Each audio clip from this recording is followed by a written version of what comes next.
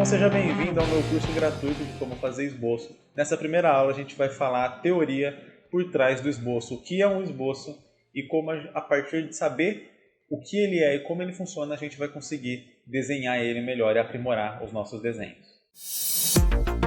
Esboço, ou também conhecido como RAF, é basicamente a primeira ação na construção de um desenho.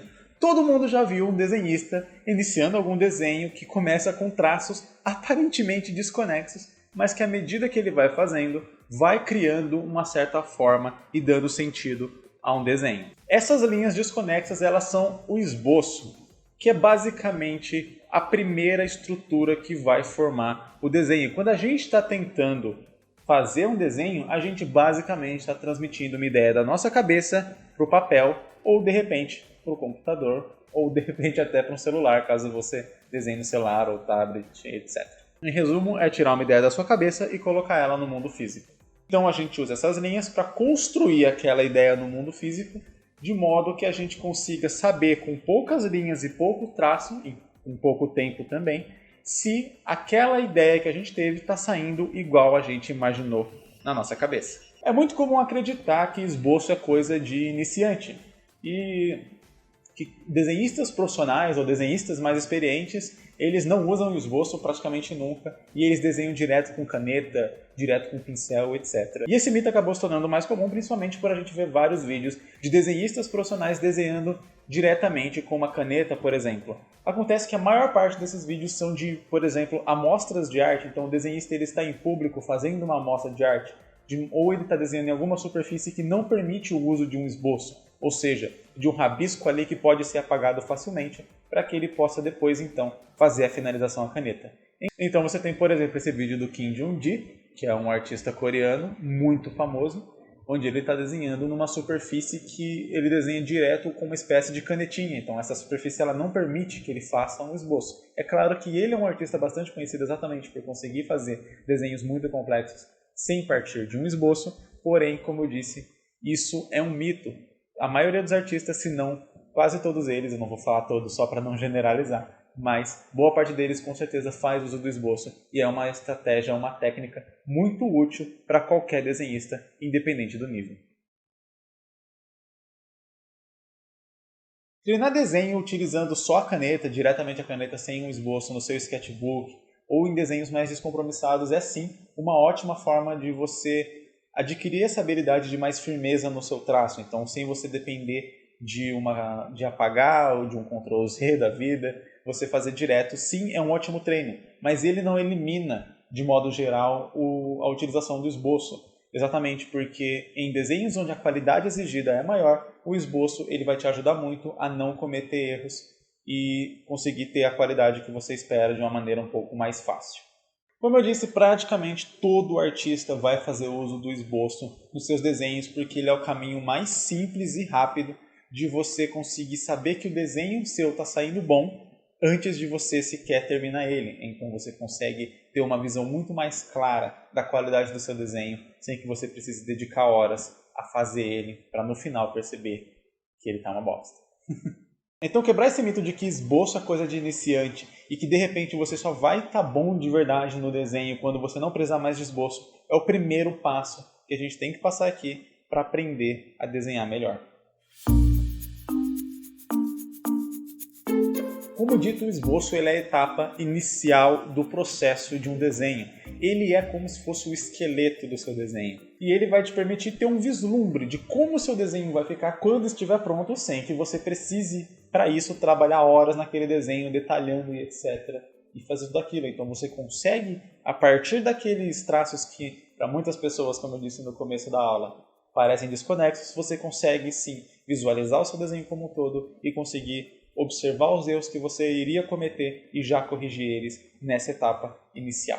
Mas como isso? O nosso cérebro foi treinado ao longo de gerações e gerações para entender padrões. Então, você não precisa, por exemplo, ver uma figura completamente complexa e detalhada para entender o que é um rosto. Se a gente coloca aqui um círculo com 2 pontinhos e um traço embaixo, você já vai imaginar isso como um rosto. Você vai compreender isso como um rosto. Se esse traço está voltado com um arco para baixo, ou seja, com as pontas dele para cima, você vai compreender que o rosto está feliz. E se ele está invertido, ou seja, com o arco para cima e as pontas para baixo, você vai entender que esse rosto está triste. Se você compara essa figura que a gente associa com um rosto real, você vai ver que elas não têm absolutamente nada a ver, a não ser basicamente uma certa semelhança ali que a gente mal consegue detectar, mas que o nosso cérebro reconhece por conta dessa evolução em reconhecimento de padrões. Essa capacidade de reconhecer padrões foi uma das coisas que nos ajudou a evoluir como espécie, e é uma das provas da seleção natural. Então, aqueles que conseguiam reconhecer padrões de formas no escuro, por exemplo, uma silhueta, eles conseguiam associar aquilo a, de repente, o perigo, de repente, um predador à espreita, e poder fugir, se esconder, lutar, etc. Aqueles que não conseguiam associar isso a perigo, não conseguiam reconhecer certos padrões, morriam e não deixavam descendentes para o futuro. É como naqueles desenhos animados onde você tem alguém andando no escuro ou numa floresta escura e você tem aqueles olhinhos brilhantes aparecendo e a gente automaticamente já associa aquilo a perigo.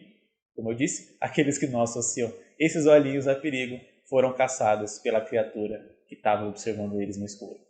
Uma das maiores dificuldades para a criação de inteligência artificial é exatamente embutir nela a mesma capacidade de reconhecimento de padrões que nós, seres humanos, temos. Então é por isso que o Google faz a gente treinar a inteligência artificial deles sempre que a gente resolve um CAPTCHA, mostrando para eles o que é uma placa de trânsito, o que é um carro, etc. Devido a todos os dados armazenados e pesquisas feitas pela gente no Google, muito provavelmente uma inteligência artificial hoje vai conseguir distinguir que isso aqui é um gato. Porém, muito dificilmente ela diria que isso aqui também é. Mas você não precisou que eu te dissesse isso para você associar essa figura com um gato, certo?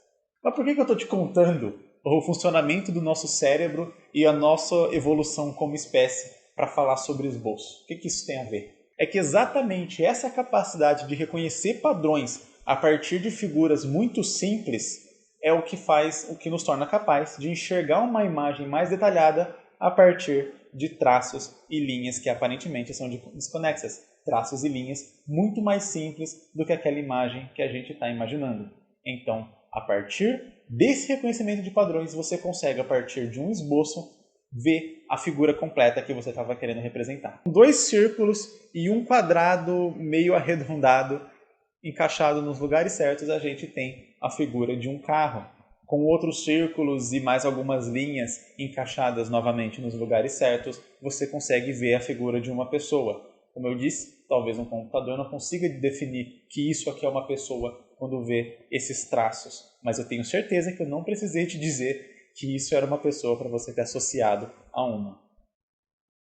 Então, quando a gente esboça um desenho, a gente está trabalhando exatamente com essa capacidade de reconhecer padrões a partir de imagens mais simples. Então você consegue, a partir desses traços que para muitas pessoas podem parecer desconexos, você consegue neles observar se eles estão batendo com aquela imagem que você tinha na sua cabeça antes de riscar eles e ver se algum desses traços está fora do lugar. Como um braço que de repente está longo demais, um dedo que às vezes tem 6 dedos, ou um joelho que parece dobrado na posição errada.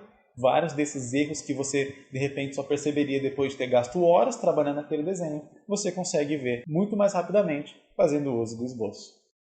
Então, nessa aula, a gente aprendeu o que é esboço e como o nosso cérebro foi treinado para reconhecer o esboço e, a partir dele, associar uma imagem mais complexa que a gente estava imaginando previamente. Na próxima aula, a gente vai começar a parte prática, onde eu vou mostrar quais são as formas e traços mais simples que você pode utilizar no seu desenho para fazer essa associação de imagem e construir o esqueleto do que vai ser o seu desenho.